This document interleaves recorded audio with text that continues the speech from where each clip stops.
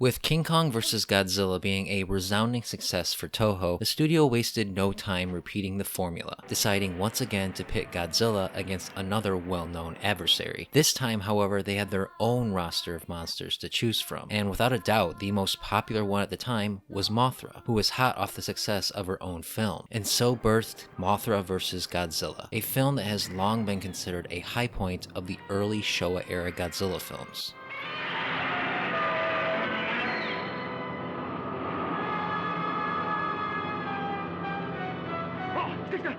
When a massive storm washes Mothra's egg to the shores of Japan, a duo of slimy businessmen set forth to put it on display for profit. The Shabagen, with the aid of a journalist, his photographer, and a scientist, beg for her egg to be returned, while at the same time, Godzilla rises from the earth to rampage once again. Out of desperation, humanity must set aside its pride and call on the help of an aging Mothra to stop him.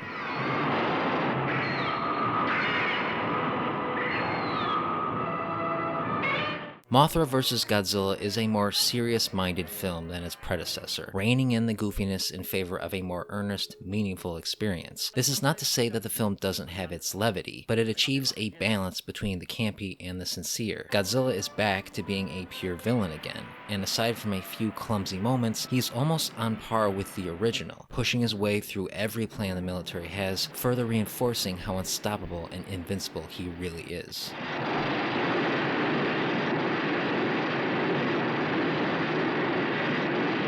This was a wise choice because it provides a nice contrast to Mothra. Whereas Godzilla is unrelenting, unforgiving, and brutish, Mothra is righteous, forgiving, and fragile. These differences make their matchup all the more appropriately dramatic and gives the film a sense of real thematic stakes that frankly is missing in your run-of-the-mill Godzilla movies.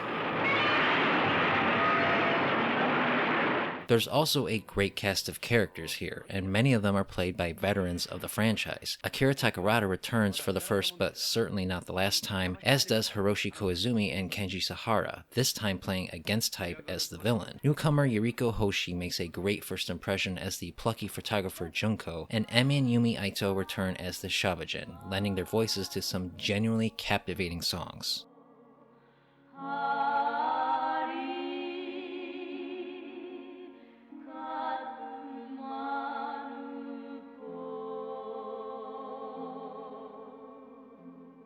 Just like Mothra and King Kong vs. Godzilla before it, the film critiques capitalism and corporate greed, though it's less satirical and more straight to the point. Unlike Nelson from Mothra, the two human villains, Kumiyama and Torahata, are not over-the-top caricatures, just blind, obsessed businessmen. They are played entirely straight, and their story ends in a sudden and brutal act of violence that can take you by surprise if you aren't prepared for it.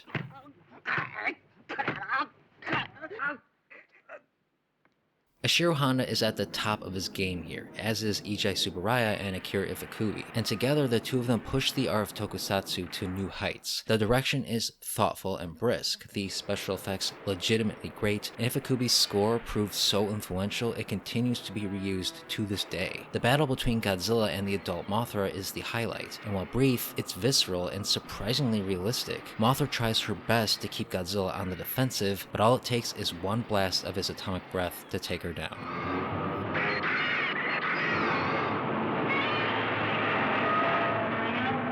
Unfortunately, after this is where the film loses steam. Godzilla's battle with the two Mothra larvae is a huge come down from the high intensity of the previous fight, and it's centered around a rescue mission of a group of school kids that comes out of nowhere and has no relevance to the plot. It feels shoehorned in just to give the characters something to do in the final act. So while most of the movie is a fun and entertaining ride, it ends on a low point and thus doesn't make a good final impression.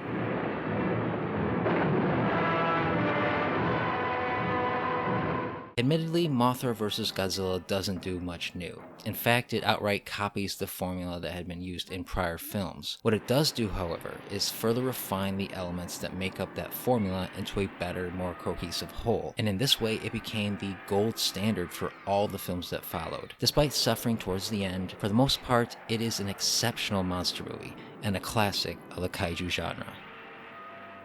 For more reviews and opinions on all things Godzilla, subscribe and stay tuned to Up From the Depths.